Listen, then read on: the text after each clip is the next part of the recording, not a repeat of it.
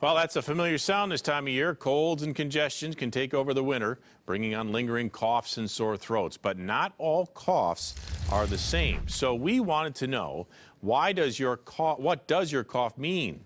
Well, experts say most people have a cold and cough that's from postnasal drip. What starts out as something like a cold with nasal congestion and a mild cough that gets deeper into the upper part of the chest and causes a drawn-out illness.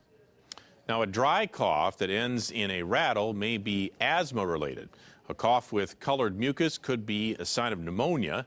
A dry cough that gets worse when someone lies down or eats could mean acid reflux disease. And a severe hacking cough followed by a high-pitched whoop might be pertussis or whooping cough. Now, doctors say coughing up blood or experiencing pain when you're trying to breathe indicates a need for immediate medical attention.